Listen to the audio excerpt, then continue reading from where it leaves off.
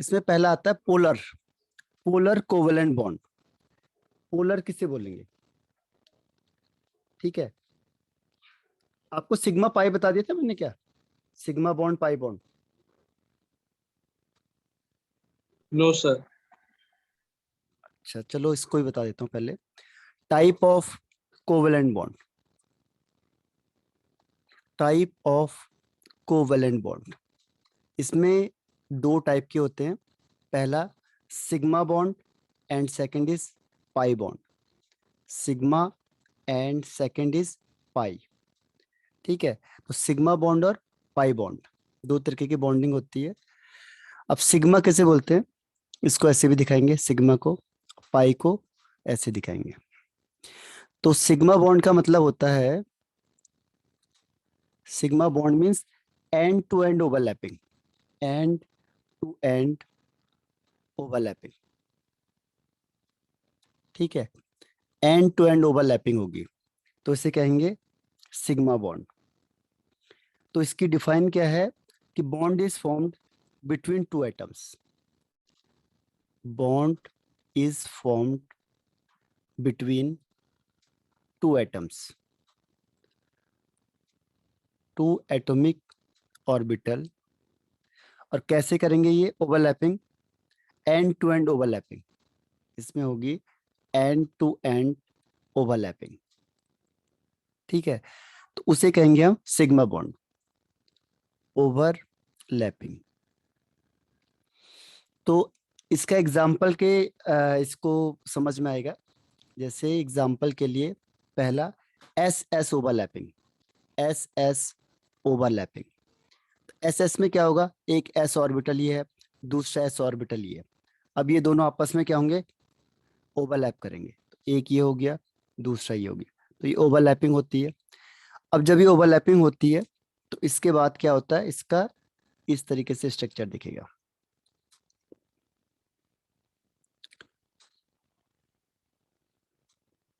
इस तरीके से।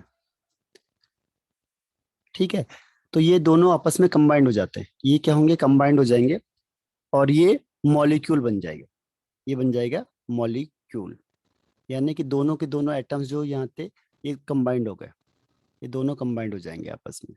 सपोज ये हाइड्रोजन है, ये भी हाइड्रोजन है, तो दोनों ने ओवरलैपिंग करी, अब ये H2 मॉलिक्यूल बन जाएगा। तो ये वाली जो ओवरलैपिंग होती है उसे कहते हैं एस एस ओवरलैपिंग, यानी एक एस ऑर्बिटल दूसरा एस ऑर्बिटल के साथ ओवरलैपिंग करेगा, उसे कहेंगे एस एस ओवरलैपिंग। ठीक है, यस सर। सेकंड इसमें आता है S P x overlapping, S P x overlapping, S and P x overlapping.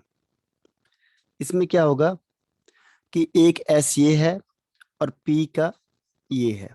अब ये दोनों आपस में ओवरलैपिंग करेंगे, तो ओवरलैपिंग में ये इधर, ये इधर, तो इन दोनों में क्या होगा, यहाँ पे ओवरलैपिंग हो जाएगी।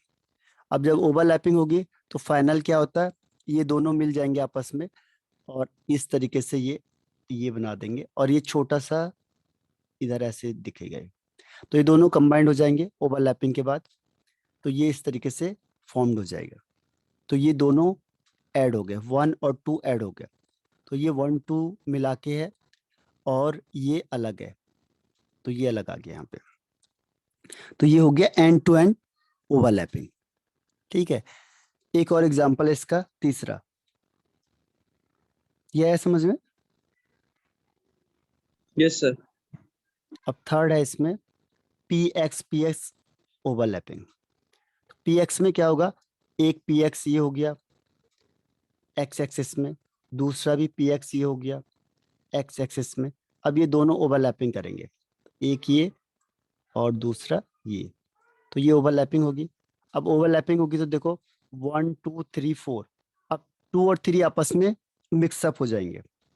ठीक है, और ये क्या करेंगे, देखो एक इधर से ये ऊपर, ये दोनों मिक्स हो गए 2 3, और ये 1 और 2 आपको दिखेगा, तो ये 1 2 मिक्सअप हो गए और 4 हो गए। तो यहाँ पे जो ओवरलैपिंग होती है इसे कहते हैं एंड टू एंड, तो ये सिग्मा बॉन्ड हो गया। ठीक है, तो कोई भी Yes, sir. सिंगल बॉन्ड होगा, जैसे fluorine fluorine single bond, bromine bromine single bond, CH single bond, तो ये सारे सिग्मा होते हैं। जो भी पहले बनता है वो सब सिग्मा होता है। अब आता है सेकंड इज पाई बॉन्ड। इसमें एक चीज का ध्यान रखना, इंटर न्यूक्लियर एक्सिस आप किसे ले रहे हो। जनरली जेड एक्सिस को बुक में क्या होता है, इंटर न्यूक्लियर एक्सिस ले लेते हैं, इंटर न्यूक्लियर एक्सिस। तो अगर इंटर न्यूक्लियर एक्सिस जेड है तो फिर हम इसको पी जेड बोलेंगे, ठीक है, इसको भी पी जेड बोलेंगे, ध्यान रखना इसका। तो जब इसमें ओवरलैपिंग होगी तो पी जेड हम कह देंगे उसे, यानी जिसको हम इंटर न्यूक्लियर एक्सिस में लेते हैं उसको इस फॉर्म में लेते हैं यहाँ पे, ये जेड हो जाएगा एक्स की जगह पे, ठीक है। अब सेकंड आता है इसमें पाई बॉन्ड। पाई बॉन्ड किसे बोलेंगे, पाई बॉन्ड का मतलब होता है side wise overlapping, side wise या लेटरल ओवरलैपिंग, साइड वाइज या लेटरल ओवरलैपिंग, ठीक है। ये हो गया आपका पाई बॉन्ड। तो ये किसके बीच में होगा, देखो ये होगा पी वाई, तो पी वाई ये है और दूसरा भी पी वाई ये है। अब ये दोनों आपस में क्या करेंगे, ओवरलैप कर जाएंगे। तो ओवरलैप करेंगे तो क्या होगा, एक ये हो जाएगा, दूसरा ये हो जाएगा, तो इसके बीच में ये ओवरलैपिंग हो गई। अब ओवरलैपिंग से क्या होगा, ये दोनों आपस में मिक्सअप हो गए। अब ये बीच का नोड है तो यहाँ पे इलेक्ट्रॉन होता नहीं है, तो ये कैसे दिखा देंगे हम इसे, इस तरीके से, और ये भी नीचे वाला ऐसे, ठीक है। तो ये इस तरीके से शो होगा। तो इसमें साइड वाइज हुई, यानी साइड साइड से ओवरलैपिंग हो रही है, इसीलिए इसे कहते हैं पाई बॉन्ड। यानी जो डबल बॉन्ड होता है, जैसे सी डबल बॉन्ड सी, तो पहला वाला सिग्मा होगा, दूसरा वाला पाई होता है, तो पाई का मतलब साइड वाइज ओवरलैपिंग, और ये तभी बनेगा जब सिग्मा बॉन्ड बन जाएगा, ठीक है। तो ये पाई का हो गया। एक दूसरा है इसमें एग्जांपल, पी जेड या पी एक्स, जो ऐसे होगा 1 2। अब इसको अगर जेड मानो या एक्स मानो, तो इसमें क्या होगा, जब ये दोनों ओवरलैपिंग होगी तो ओवरलैपिंग ये हो गई, सेम जैसा भी हमने किया था, बस नाम अलग अलग है। फिर दूसरा भी ऐसे हो जाएगा ये, तो ये ओवरलैपिंग होगा जेड एक्सेस में, तो पी जेड ओवरलैपिंग। फिर इसमें भी वही बनेगा सेम, ये दोनों आपस में कंबाइंड होके ऐसे बना देंगे, ये भी आपस में कंबाइंड होके ऐसे बना देंगे। अब ये नोड है तो यहाँ इलेक्ट्रॉन होगा नहीं तो उसे दिखाएंगे नहीं, ठीक है। तो ये है आपका पाई बॉन्ड। पाई बॉन्ड का मतलब साइड वाइज ओवरलैपिंग, और सिग्मा का मतलब एंड टू एंड ओवरलैपिंग, ठीक है, समझ में आए। Yes, sir. अब जब भी बॉन्ड आएगा तो ध्यान रखना, जैसे ऑक्सीजन है डबल बॉन्ड, यानी एक सिग्मा एक पाई। जैसे नाइट्रोजन है ट्रिपल बॉन्ड है, तो ट्रिपल बॉन्ड आएगा तो एक सिग्मा और 2 पाई, ठीक है। तो एक सिग्मा एक पाई, और अगर सिंगल बॉन्ड होंगे तो सिंगल बॉन्ड का मतलब सिग्मा बॉन्ड है। तो पहले सिग्मा बनेगा फिर पाई बनता है, पहले सिग्मा फिर पाई, ठीक है। और से अगर 3 से ज्यादा बॉन्ड हुए तो? 3 से ज्यादा नहीं होते, मैक्सिमम 3 होते हैं बस। अगर 4 हो गए सपोज, 4 पॉसिबिलिटी नहीं है, लेकिन ओके सिग्मा सर. एक ही होगा, बाकी सारे पाई होंगे। Okay sir. अब देखो स्ट्रेंथ है, कौन ज्यादा पावरफुल होता है, सिग्मा या पाई। तो जो स्ट्रेंथ है वो सिग्मा की ज्यादा होती है। रीजन क्या होता है, मैक्सिमम ओवरलैपिंग, जिसकी ओवरलैपिंग ज्यादा होगी उसका बॉन्ड स्ट्रॉन्ग बनेगा, ठीक है। तो ओवरलैपिंग सिग्मा में ज्यादा होगी, पाई में कम होती है, क्योंकि साइड वाइज है तो साइड वाइज में कम होगा, या पार्शियल है साइड वाइज है, और इसमें क्या है एंड टू एंड है ना, पूरी ओवरलैपिंग हो रही है, तो इसलिए सिग्मा बॉन्ड स्ट्रॉन्ग होगा पाई बॉन्ड से, ठीक। अब इसमें आता है difference, Yes. Difference between sigma and pi bond. पहला तो हमने डिफाइन कह दिया, डेफिनेशन है इसकी। सेकंड टाइप्स है, टाइप्स में अभी हमने कहा इसमें एस एस, दूसरा SPX इसमें आएगा PY एंड PZ पहला। नेक्स्ट इसमें आता है स्ट्रॉन्ग कौन है। तो अभी हमने कहा कि जो सिग्मा होता है ये ज्यादा स्ट्रॉन्गर होता है और जो पाई है वो वीकर होता है। फोर्थ आता है इसमें सिमेट्रिकल कौन है और अनसिमेट्रिकल कौन है। सिमेट्रिकल तो जो पाई होता है वो अनसिमेट्रिकल होगा और जो सिग्मा होता है ये सिमेट्रिकल होता है। ये सिमेट्रिकल होगा जबकि ये अनसिमेट्रिकल होता है। इलेक्ट्रॉन क्लाउड जो होंगे इसमें वो अनसिमेट्रिकल होंगे। नंबर नेक्स्ट है इसमें इसमें फ्री रोटेशन होता है। रोटेशन होता है फ्री रोटेशन, यानी सिग्मा को आप घुमाओगे तो आराम से क्या होगा, रोटेट हो जाएगा, फ्री रोटेशन। लेकिन डबल बॉन्ड क्या होता है, नो फ्री रोटेशन, इसमें ब्रेक डाउन हो जाएगा। जैसे आप इसे रोटेट करोगे तो ब्रेक डाउन हो जाएगा। जैसे ये double bond O double bond O, तो इसको अगर आप रोटेट करते हो, इसको रोटेट कराओगे तो ये टूट जाएगा बॉन्ड। लेकिन सिग्मा यानी सिंगल बॉन्ड है, तो आप इसे कितना भी रोटेट कर लो इससे कोई फर्क नहीं पड़ने का। तो इसमें रोटेशन हो जाएगी क्योंकि सिंगल बॉन्ड है। डबल या ट्रिपल बॉन्ड होगा, नो फ्री रोटेशन। ठीक है। Yes sir. और एक लास्ट पॉइंट है कि सबसे पहले सिग्मा बनेगा फिर पाई बनता है। जो फर्स्ट फॉर्म्ड होगा वो हर हमेशा सिग्मा होगा, पहले सिग्मा। पाई किसके बाद बनेगा, आफ्टर सिग्मा। ठीक है। तो फर्स्ट जो फॉर्म होता है सिग्मा पहले होगा और उसके बाद पाई बनेगा। ठीक। अब इसमें यस सर। क्वेश्चन आता है calculate the number of sigma and pi bond. Calculate the number of sigma and pi bond. ठीक है। तो इसमें क्या ध्यान रखना है, अगर ओपन चेन है, ओपन चेन, तो इसमें क्या करेंगे, जितने नंबर ऑफ एटम है -1 कर दो, वो सिग्मा हो गया। और पाई बॉन्ड तो आराम से दिख जाएगा। ठीक। जैसे मैंने कहा 1 2 3 4 5 6 और यहाँ ट्रिपल बॉन्ड दिखा दिया, बाकी H। तो कार्बन की 4 वैलेंसी होती है, सेटिस्फाई कर दो इसे, इसको भी सेटिस्फाई कर देते हैं। अब होगा क्या कि मुझे पता लगाना है सिग्मा कितना है। तो देखो सिग्मा के लिए आसान है, नंबर ऑफ एटम देख लो बस इसमें, 1 2 3 4 5 6 7 8 9 10 11 12 13 14 15, तो 15 - 1 यानी 14। अब पाई का आसान है, ट्रिपल बॉन्ड है यानी दो पाई बॉन्ड और 14 सिग्मा बॉन्ड। अब 14 देख लो कैसे है, इसको भी गिनती करके देख लेते हैं। तो 1 2 3 4 5 6 7 8 9 10 11 12 13 14। एक मिनट, हमने कहीं ज्यादा तो नहीं कर दिया। 1 सर 2 यहाँ पे 3 एक कम हो गया, यहाँ पे 4 होना थे कहाँ पे, फर्स्ट वाले में। तो फर्स्ट वाले में बीच में सी भी है ना। ये है ना। तो देखो 1 2 3 4, 1 2 3 4 5 6 7 8 9 10 11 12 13 14 15। तो हमने इसका एक मतलब कम गिना हमने, था। हाँ एक एटम हमने कहीं पे यस। कम गिना है। यस फिर सर। से देखते हैं, एटम को देखो 1 2 3 4 5 6 7 सर 8 नंबरिंग गलत हो रखी 9 है। 10 11 12 13 14 15 16, हाँ 16 है। तो नंबर ऑफ एटम 16 है, तो -1 यानी 15। तो 15 हो 15 जाएगा। सिग्मा और 2 पाई। Yes sir. ठीक है। तो इसका सिंपल ट्रिक ये है सिग्मा और पाई बॉन्ड को निकालने का। Okay sir.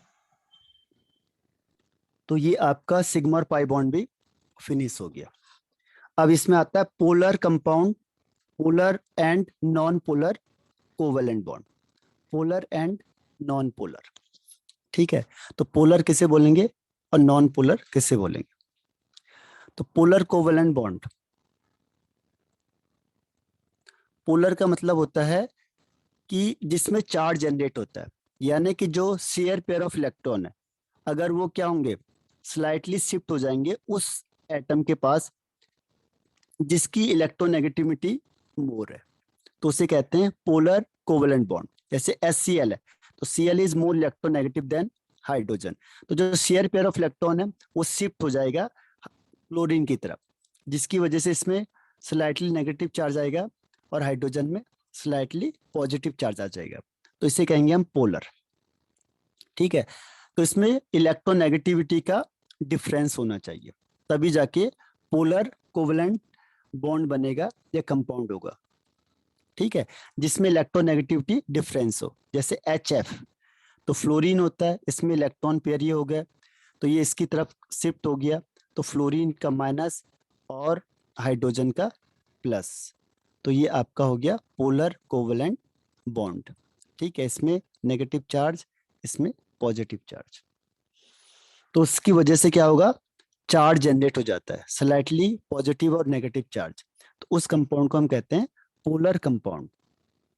ठीक है, जो share pair of electron is shifted towards that atom which have more electronegativity, and charge is appeared, so this type of bond is called polar covalent bond. Clear? जैसे NH3, Yes, sir. NH3, तो nitrogen is more electronegative than hydrogen, तो nitrogen carry negative charge and hydrogen carry positive charge, means share pair of electron is shifted towards nitrogen because of having more electronegativity, right? So, due to this, nitrogen carry negative charge and hydrogen carry positive charge.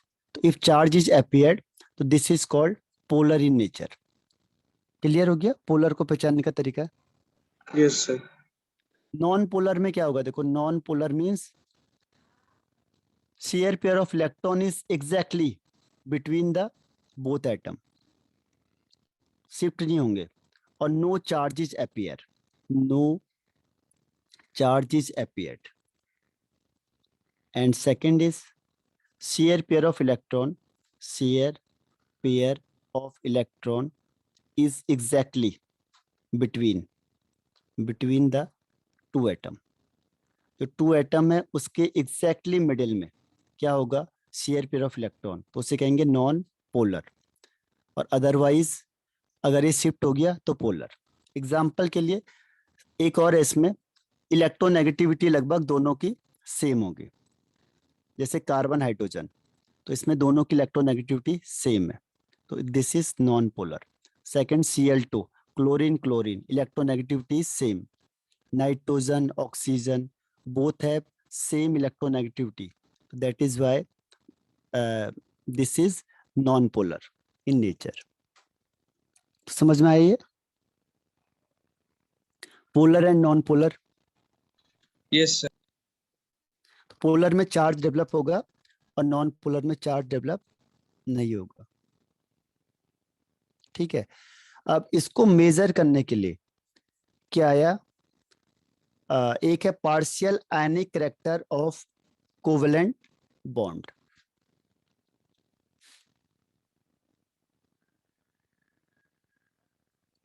ठीक है, partial इसको लिखते हैं अब। Next is partially ionic character of covalent bond.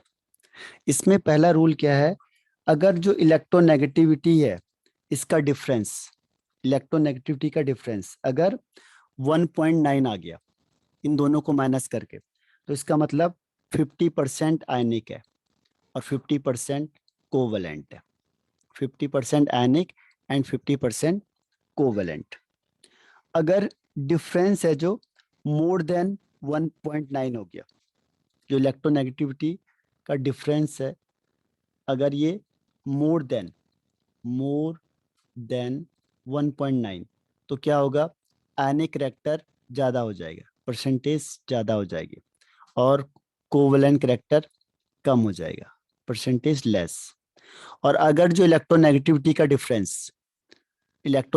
Difference less than हो गए, less than 1.9, then क्या होगा, ionic percentage less and covalent percentage more than 50%। तो ये रूल है किसका? Partially ionic character of covalent bond. ठीक, यस सर। अब इसको मेजर करने के लिए क्या है, अलग अलग साइंटिस्टों ने क्या दिया था, फॉर्मूला दिया था। जैसे एक है इसमें Hannay and Smith equation, Hannay and Smith equation. तो इन्होंने क्या कहा, percentage ionic character is equal to 16, ये है आपका electronegativity of A minus electronegativity of B plus 3.5 electronegativity of A minus electronegativity of B का पावर 2। ठीक है, अब इन दोनों की इलेक्ट्रोनेगेटिविटी अगर आपको पता है तो उससे आप आयनिक परसेंटेज आराम से निकाल सकते हो। एक दिया था पॉली ने, पॉलिंग इक्वेशन।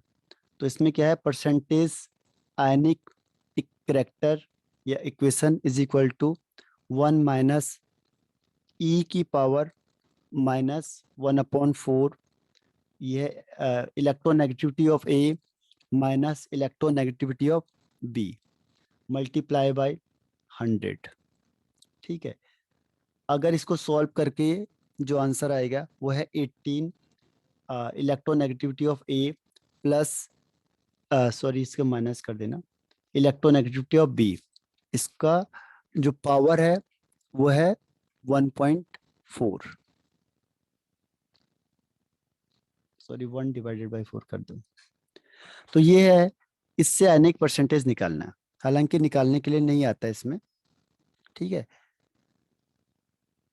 और अगर आप यूज करोगे तो ये हैंडी वाला करना है, हैनी स्मिथ वाला, इसको यूज करना आप, यही ज्यादा यूज होता है परसेंटेज में को निकालने के लिए। ठीक है, 16 yes sir. Into electronegativity of A minus electronegativity of B plus 3.5 electronegativity of A minus electronegativity of B. ठीक है, अब इसका लास्ट पॉइंट है डाइपोल मोमेंट। डाइपोल मोमेंट, तो डाइपोल मोमेंट क्या होता है, इसको डिनोट करते हैं न्यू से। तो न्यू इज इक्वल टू होता है product of the any charge into distance between both charge. Suppose ये प्लस चार्ज है, इधर ये माइनस चार्ज है, तो इन दोनों के बीच का डिस्टेंस डी है। तो इनमें से कोई भी एक चार्ज, क्योंकि जितना प्लस होगा, सपोज 5 प्लस है तो 5 माइनस हो जाएगा, दोनों सेम होते हैं, तो कोई भी एक चार्ज ले लो आप, प्लस में होना चाहिए। और डिस्टेंस बिटवीन बोथ चार्ज, इन दोनों का प्रोडक्ट, उसे कहेंगे डाइपोल मोमेंट। तो डाइपोल मोमेंट जितना ज्यादा होगा उतना पोलैरिटी ज्यादा होगी, यानी कि to measure the polarity, polarity को मेजर करने के लिए डाइपोल मोमेंट आया था कि कितना पोलर है कौन, पता कैसे चलेगा। तो उन्होंने क्या किया, डाइपोल मोमेंट से इसका पता लगाया। ठीक है, और इसका फॉर्मूला तो ये हो गया डिफाइन, मैंने आपको बता दी कि product of the charge and distance between both charge. इसकी जो यूनिट होती है वो होती है डिबाई, DEBY, शॉर्ट में से डी कहते हैं, इज इक्वल टू होता है ये 1 इंटू 10 की power -18 ESU, electrostatic unit into centimetre. Electrostatic unit होती है चार्ज की और डिस्टेंस होता है सेंटीमीटर में। तो इसको डिवाइड के जो फॉर्म है इसमें 10 की पावर -18 ESU सेंटीमीटर लिख देते हैं, और इसको डिनोट करते हैं एरो लाइन से। एरो लाइन में क्या होगा, +2 माइनस, यानी ये वेक्टर सम होता है। वेक्टर अगर आपने फिजिक्स में पढ़ा है तो वेक्टर सम होता है डाइपोल मोमेंट। ठीक, सर इसका एग्जांपल क्या होगा? हाँ एग्जांपल बता रहा हूँ। जैसे एग्जांपल, फिर भी अगर आपको कंपैरिजन करना है तो चार्ज को प्रिफर करते हैं हम, चार्ज को प्रिफर करेंगे, जिसका चार्ज ज्यादा होगा उसका डाइपोल मोमेंट ज्यादा होता है। जैसे HF, HCl, HBr, HI। अब क्या होगा, साइज को देखें हम तो टॉप टू बॉटम इंक्रीज हो रहा है, ठीक है। साइज को देखेंगे तो इंक्रीज हो रहा है, और चार्ज देखेंगे तो डिक्रीज हो रहा है। चार्ज फ्लोरीन का सबसे ज्यादा है, फिर क्लोरीन, फिर ब्रोमीन, फिर आयोडीन। तो हम किसको प्रिफर करेंगे? चार्ज को। इसको नहीं देखेंगे, साइज को नहीं देखेंगे, चार्ज को प्रिफर करेंगे, यानी ये ऐसा बन जाएगा। और इसमें जो डायपोल मोमेंट होता है HF का वो होता है 1.78 D, और HCl का होता है 1.07, HBr का होता है 0.79, और इसका होता है 0.38 D। तो जितना चार्ज ज्यादा होगा उतना डायपोल मोमेंट ज्यादा होगा। तो कैसे दिखाएंगे? देखो, प्लस टू माइनस, तो प्लस टू माइनस ये हो गया, हाइड्रोजन प्लस और F माइनस का, तो ये साइन, ये वेक्टर सम है। तो अगर दो होंगे तो दो के लिए आसान है निकालना, दो का कुछ ना कुछ डायपोल मोमेंट होगा ही, अगर कोई पोलर है तो, ठीक है। अगर पॉली एटॉमिक है तो सम करना पड़ता है आपको, अगर पॉली एटॉमिक हो गया तो सम करना पड़ेगा। पॉली एटॉमिक के लिए क्या करना पड़ता है? सम ऑफ वेक्टर, वेक्टर सम है यहाँ पे। जैसे मैंने कहा CO2, अब CO2 में देखो C प्लस होगा, ये माइनस होगा। दूसरा इसको भी कर दो, C प्लस माइनस। अब इन दोनों का सम क्या हो गया? जीरो आ जाएगा, तो डायपोल मोमेंट जीरो। यानी जिसका सिमेट्रिकल शेप होता है, सिमेट्रिकल शेप हो जाएगा, उसका डायपोल मोमेंट जीरो। या जो नॉन पोलर है उनका डायपोल मोमेंट जीरो, ठीक। तो जितने भी Yes. सिमेट्रिकल वाले, यानी जिसमें लोन पेयर नहीं है, जिसमें बॉन्ड पेयर ही बॉन्ड पेयर है बस, जो भी होगा, लेकिन लोन पेयर जीरो होगा, उसका डायपोल मोमेंट जीरो होता है, क्योंकि वो सिमेट्रिकल होता है। जो भी सिमेट्रिकल होगा उसका डायपोल मोमेंट जीरो हो जाएगा। अब इसमें एक क्वेश्चन आता है आपके पास, NH3 और NF3 किसका ज्यादा होगा? NH3 और दूसरा NF3, NF3। अब इसमें क्या होगा? देखो, प्लस टू माइनस, तो ये प्लस टू माइनस, ये प्लस टू माइनस, ये प्लस टू माइनस, और यहाँ पे इलेक्ट्रॉन है तो ये भी प्लस टू माइनस। इसमें क्या होता है? ऑल वेक्टर सेम डायरेक्शन में, all vectors are in same direction, तो जो सम होगा वो ज्यादा होगा, ठीक है। तो इसका जो सम आएगा वो ज्यादा आएगा। अब इसमें क्या है कि नाइट्रोजन होगा उससे जाएगा, क्योंकि नाइट्रोजन प्लस होगा, फ्लोरीन नेगेटिव होगा, तो इसमें अपोजिट डायरेक्शन में होगा। तो जो ऑल वेक्टर हैं वो क्या है? अपोजिट डायरेक्शन में होगा। तो क्या होगा? एक दूसरे को कैंसिल आउट करेंगे, अपोजिट डायरेक्शन में होने की वजह से कैंसिल आउट करेंगे, तो इसका जो सम आएगा वो लेस आता है। इसका मतलब NH3 का डायपोल मोमेंट ज्यादा होता है NF3 से, ठीक है। तो क्वेश्चन आता है कौन ज्यादा होता है और क्यों होता है? तो इसका रीजन क्या है? वेक्टर सम Sir, करना है हमें। NF3 ज्यादा होगा। नहीं, NH3, क्योंकि F में क्या है? नाइट्रोजन प्लस है और फ्लोरीन नेगेटिव होगा, क्योंकि फ्लोरीन इज मोर पावरफुल, तो नेगेटिव हो गया नाइट्रोजन प्लस, तो ये वेक्टर नीचे की तरफ जा रहा है और एक वेक्टर ऊपर की तरफ जा रहा है। देखो, क्योंकि नाइट्रोजन प्लस है, इलेक्ट्रॉन नेगेटिव होगा, तो डायरेक्शन अलग अलग हो गया ना, एक ऊपर हो गया एक नीचे हो गया, तो कैंसिल आउट कर देंगे, Yes, sir. इसीलिए इसकी Okay. वैल्यू कम हो जाएगी। जबकि इसमें सारे एक डायरेक्शन में, प्लस टू Okay. माइनस में सारे एक डायरेक्शन में, तो इसलिए इसका सम क्या होगा? ज्यादा हो जाएगा, ठीक। Yes, sir. अब इसके एप्लीकेशन आते हैं। एप्लीकेशन, एप्लीकेशन में पहला आता है पोलैरिटी को चेक करने के लिए होता है, polarity of bond, polarity of bond, यानी कि जितना डायपोल मोमेंट ज्यादा होगा उतना पोलैरिटी ज्यादा होगी। जैसे हम कहते हैं किसी के मार्क्स ज्यादा आ गए यानी वो तेज है, तो मार्क्स से हम उसके उसका पता चलता है, स्किल का पता चलता है, तो उन कितना तेज है, तो मार्क्स से। ऐसे डायपोल मोमेंट की वैल्यू ज्यादा आ गई यानी वो ज्यादा पोलर है। दूसरा इसमें आता है to calculate ionic percentage, to calculate ionic percentage, तो उसका एक फॉर्मूला आता है आपके पास, mu observed upon mu calculated, calculate करके कुछ आंसर आया, ऑब्जर्व करके कुछ आएगा, इनटू 100, तो वो आपका आयनिक परसेंटेज हो गया। कि होना इतना चाहिए था लेकिन हुआ नहीं, ऑब्जर्व करके कुछ और आ रहा है, कैलकुलेशन करके कुछ और आ रहा है, तो इन दोनों का डिवाइड करके इनटू 100 कर देना है, तो वो आपका परसेंटेज आयनिक करेक्टर हो गया। ठीक है, म्यू ऑब्जर्व ये तो गिवन होगा क्योंकि ऑब्जर्व को हम कर नहीं सकते। और कैलकुलेट कैसे करेंगे, Q into D, charge into distance करके हम इसे कैलकुलेट कर लेंगे। तो कैलकुलेट करके आंसर कुछ और आ रहा है, ऑब्जर्व किया हमने तो आंसर कुछ और आ रहा है। ठीक है, इन दोनों को डिवाइड करना है इंटू 100, तो वो क्या आ जाएगा, आयनिक परसेंटेज। ठीक है, Yes, sir. अब इसका थर्ड एप्लीकेशन है। थर्ड इज, अगर कोई भी कंपाउंड कैसा है, सिमेट्रिकल है, तो इस सिमेट्रिकल और अनसिमेट्रिकल को बता देता है। अगर डायपोल मोमेंट 0 हो गया तो वो सिमेट्रिकल है, और अगर डायपोल मोमेंट कुछ भी है, समथिंग, तो इसका मतलब वो अनसिमेट्रिकल है।